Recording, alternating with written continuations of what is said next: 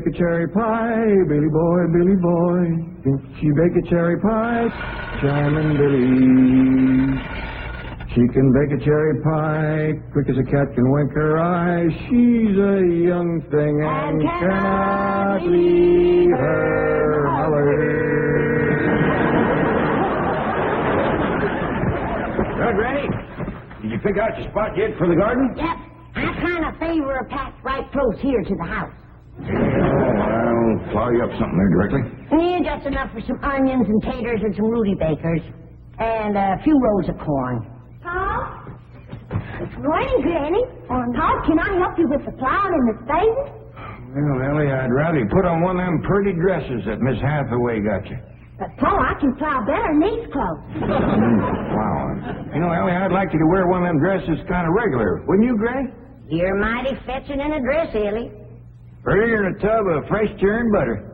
Paul, if I go to wearing them dresses, Jethro will make fun of me. I reckon he hadn't better. Now, you run along and put on something with skirts. All right, but he hadn't better make fun. He won't. You know, speaking of Jethro, I think he's got himself a sweetheart. The banker's secretary? That's right. They was out together last night. What'd they do? Well, I don't rightly know for sure, but it was something to do with bowls. All you do with bowls is eat. Well, I reckon that's what it was then. She said she was going to take him bowling. You know, Jed, I kind of like that Miss Hathaway. Yeah, I think she kind of likes us, too. Oh, those marvelous Clampetts. Those simple, rugged mountain people. The more I see of them, the more I am impressed. Yes, now Never have I observed such strength of body, mind, and character. Yes, now They stand like the bold, pebble-strewn landscape of Beverly Hills. Like mighty oaks among bushes. Like quiet. Sounds like I admire them, too. But those boulders need polishing, and we've got to put some city leaves on those oaks before my wife gets back from Boston. Incidentally, in any endeavor requiring physical strength, they are most exceptional. I took Jethro bowling last night. Here's the bill. $3,000. How many games did you bowl? You see, what happened was this. I said to Jethro, "Pick up that bowling ball," she says, "and see can you knock over them pins down yonder." They's just sticks. Anyway, I snatches up that rascal, draws back, and lets her fly. Did you knock down them pins? Yeah, the pins, the pin boy, the end of the building, a brick wall, and a signboard down on Sunset Boulevard. I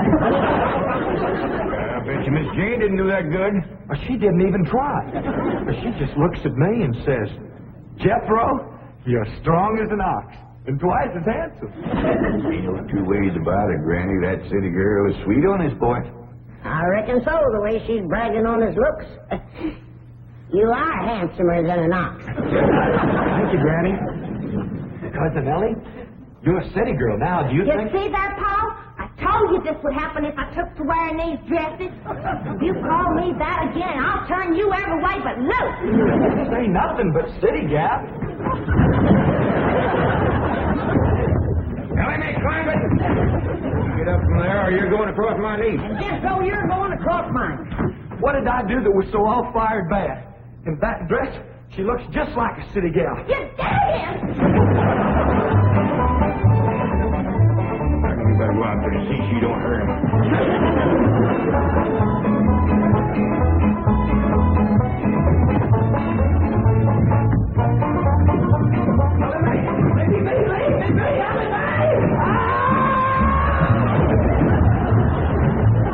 Jethro, now that we're living in a city, you got to learn to use the steps. I'll be happy to know that I'm making splendid progress with Elly May. She's turning into quite a lady. Fine. The Jed, Granny, and Jethro we've got to work on. Clothes, manners, the works. What have you done about servants? That's the problem, Chief. They're basically opposed to the whole idea of able-bodied people letting others do their work for them. Well, that's a refreshing attitude. But we've got to get a skeleton staff in there somehow. A combination butler and valet with Jed and Jethro. To help them assemble a wardrobe, teach them how to... Ravenswood. Your butler? Oh, he's never been my butler. Came with my wife like an overweight dowry. Been in her family for years. And with Margaret in Boston, I can certainly spare him, plus her upstairs girl, Marie. I doubt if you can sell Mr. Clampett the idea of servants. Get him on the phone. I'll make him think he's doing me a favor by taking him off my hands for a while. Right, Chief? You hadn't ought to throw me down on my head like that. What if I'd have been carrying a frog in my hat? You ain't supposed to be wearing your hat in the house. Well, Granny, where's a fella going to carry a frog? They jump out of your pocket. Hello? Oh, howdy there, Mr. Drysdale. Glad to have you back from Boston. Your missus come with you? Oh, that's too bad.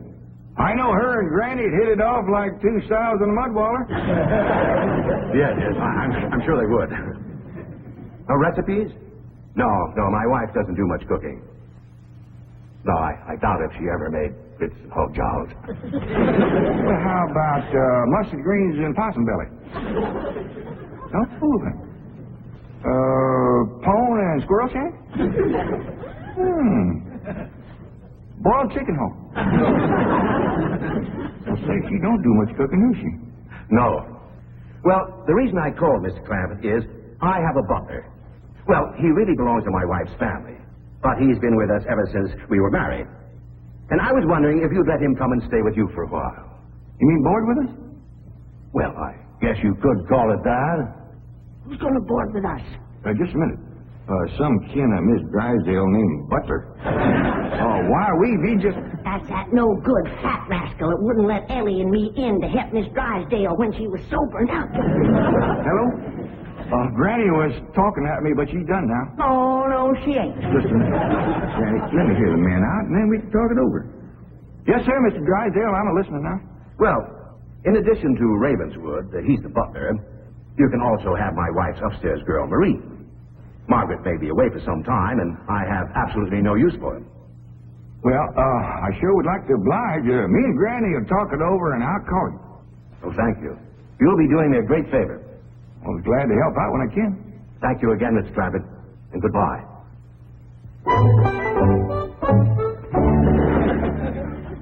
Is somebody coming to live with us, Uncle Jed? Maybe, Jethro, maybe. Why don't you go out and make up with your cousin Elly? Okay, Uncle Jed. All right, Jed. Let's have it. We going to board that butler fella? Well, Mr. Drysdale will take it mighty kindly if we did. He says he ain't got no use for him. I don't like him myself. You only met him once? Once was enough. I asked him real nice. I said, are you doing for Miss Drysdale that she's feeling poorly? Are you doing the washing and the scrubbing and the cleaning for her? And he looks right down his nose at me and says, Madam, I am a butler. I reckon he is proud of his name. Kind of fancy.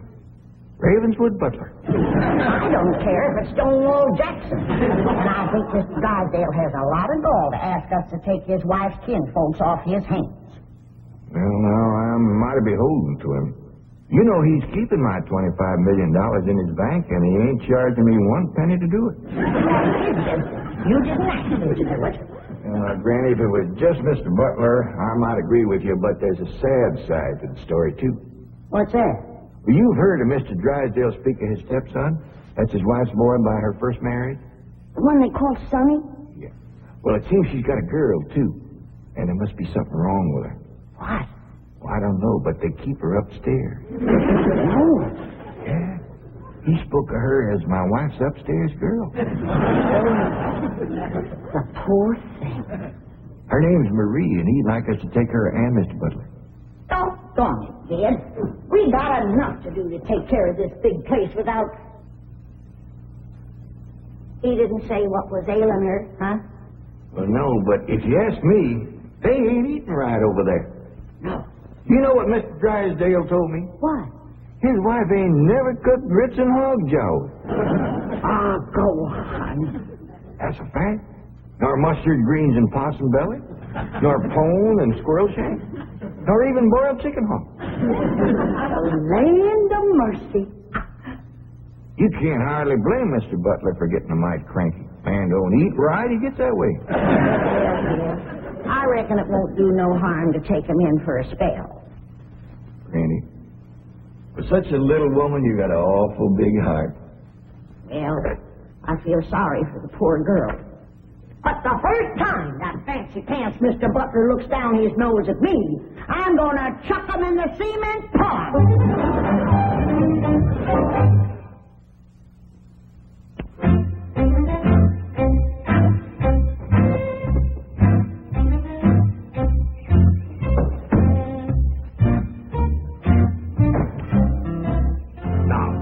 I'm doubling your salaries, the length of time you stay at the Clampett home. But if one word of this gets back to my wife in Boston, you're both out of work with no references. Actually, you will find the Clampetts to be basically fine people. All they need is a little polish. Polish. They need sandblasting. However, I think Miss Hathaway's plan may overcome their initial resentment of wearing city clothes. Yes, I think I have devised rather a clever strategy. To put it briefly and succinctly, my strategy is as follows. I shall propose to the Clampetts that they sit for a family portrait. As you know, my hobby is painting. Now, I shall suggest to the Clampetts that their attire match their background, which is, of course, their beautiful mansion. They will no doubt see the logic of my didactic approach, accede to my wishes, don suitable raiment, and, once they have seen themselves thus attired, take... We're in. Let's go. We forgot to dust the stair rail. I'll do it, Granny.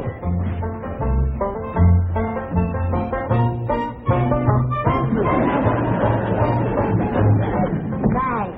Wearing boys' clothes does come in handy sometimes. Hi, Ginger Granny. I think we got her all spick and span for the company.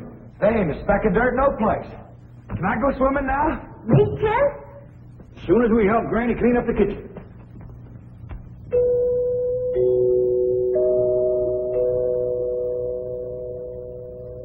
Was that music again? Oh, yes, great. You ever find out where that comes from? Going, Granny. Every single time I commence to looking for it, somebody comes to the door. Nobody to the door now? There will be. You'll see.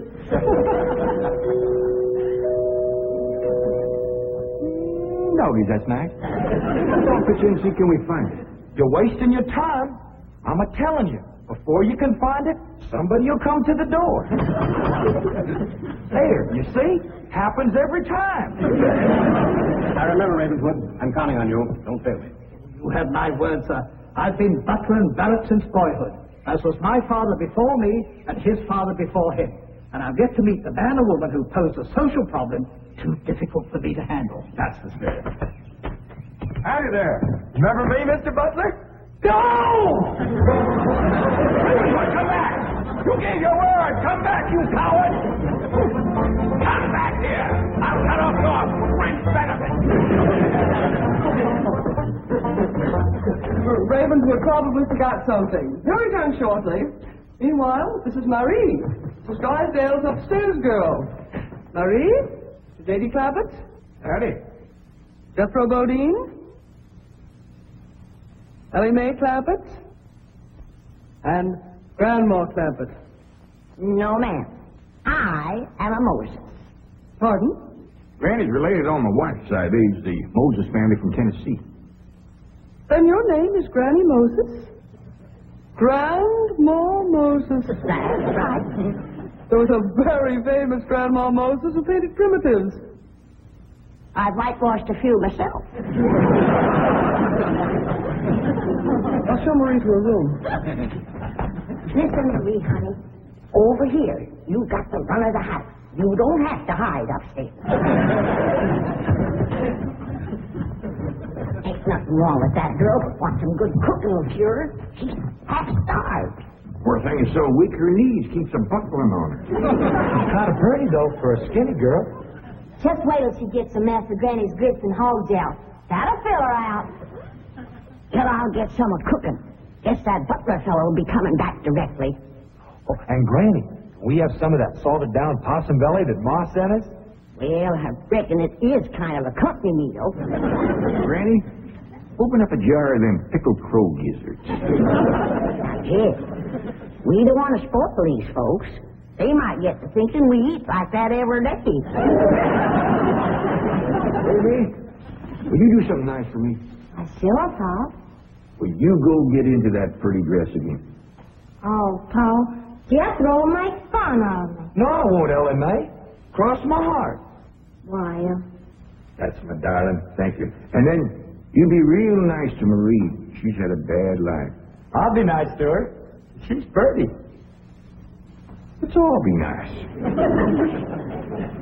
Pa, I wanted to go swimming. Now I gotta go put on the old dress. Cousin Elly, you look awful pretty in a dress. Honest you do. Do I look pretty in that there city girl? You look prettier than that there city girl. That did it. Come on and fight. There's nothing to be afraid of, Ravenswood. The fact that they're big and strong doesn't mean they're violent. Elephants can be gentle. Now, Ravenswood, your appearances deceive you. Oh, Beverly. Oh, I do admit on the surface they do seem a bit rough, even cruel. But I assure you, underneath, they are placid, kindly, and gentle. See? You shouldn't have called me a sister. Leave me alone, please,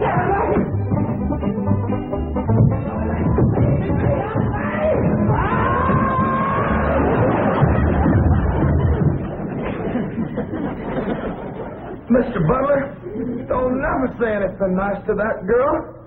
She'll kill you.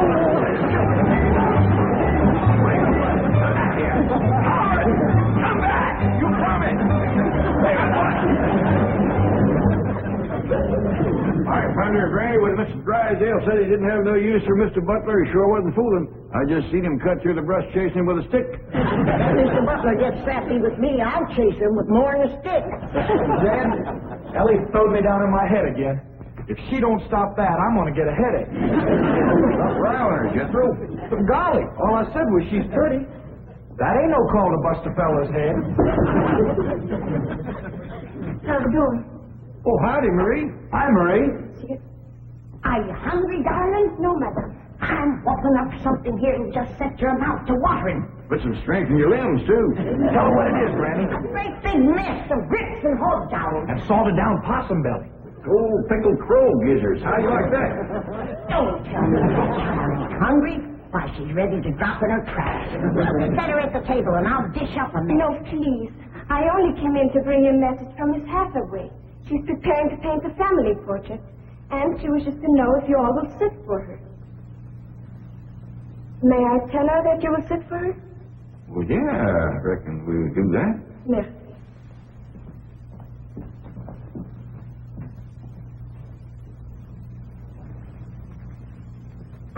Well, just get at it.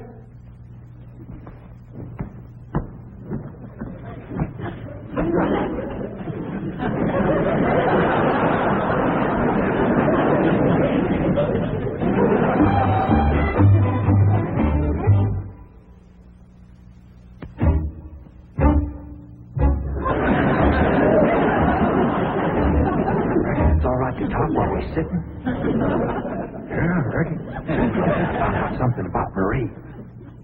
What? She's scared of Mr. Butler. How'd you know? I asked her to go swimming with me, and she says he wouldn't allow it. What business is it of his? That's what I said. And she says he's a butler, and I'm just an upstairs girl. I got to do whatever he says. We'll see about this.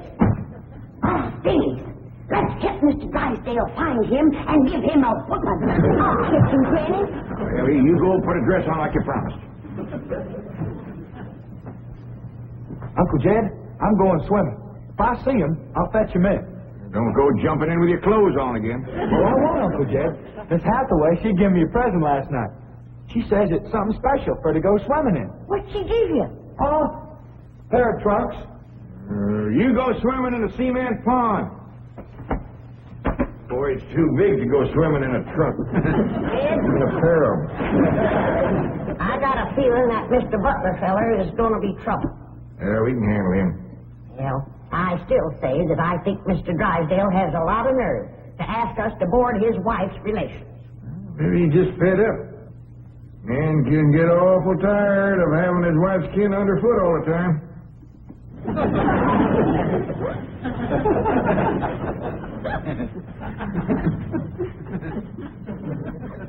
He told me that butler fella had been living with them ever since they was married. I declare some in-laws latch on to free room and board like leeches. It takes a mule kick to jar 'em loose. You can't hardly blame Mr. Drysdale for trying to get shed of a critter like that.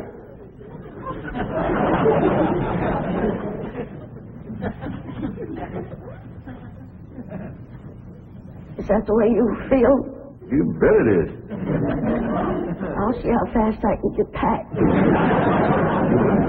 I'll get out from underfoot just as quick as I can. No, Jeff. I know when I'm not wanted.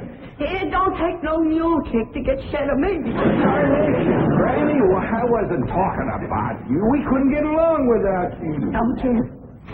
I'm just a burdensome old woman. No good to nobody. Why don't you throw me down the well? Go ahead. Pick me up, carry me out to the well, and throw me in. You're not talking like that. Uncle Dan! Uncle Dan, look at him! I caught him. Mr. Drysdale, he gave out, but I caught this fat little rascal. You going to whip me, Granny? No, Jethro. I'm going to get thrown down the well. Why don't you throw us both down the well together? But it's no good leeching for Mr. Butler, I'm sorry Jethro got mighty rough with you. He don't mean no harm. He's just an overgrown boy. Now, we all mighty pleasure to have you come and stay with us, and as long as you behave yourself, won't be no trouble. Oh, I'm Jed Clampetts. Sir. This here's Granny. I reckon you and Jethro done met. Yeah. Sir. Oh, and this here's my daughter, Elly May. Enchanté, mademoiselle. Vous êtes très belle, très charmant, très ravissant. Don't you dare use them kind of words to a lady. What do you say, Granny? I ain't sure, but it sounded dirty. If your daughter was pretty and charming, oh, you're so different from all the others. You're like a beautiful city girl. He had not have said that. Oh, Molly, Yes, Jane. didn't you say the Clampetts had agreed to sit for their portrait? They said they would do it. What is it? I believe it to be self-preservation, madam.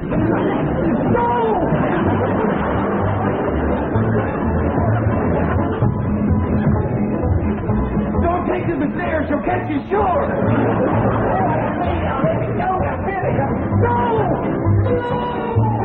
Sounds like Ellie got him. Afraid so. Somebody please tell me what is transpiring? Dead! Ellie throwed him all right, but I caught him before he hit the floor. So here you are. Well, now, everything seems to be fine. You see, Ravenswood, didn't I tell you the Clampetts were kindly, gentle people? Yes, sir. Thank you, sir.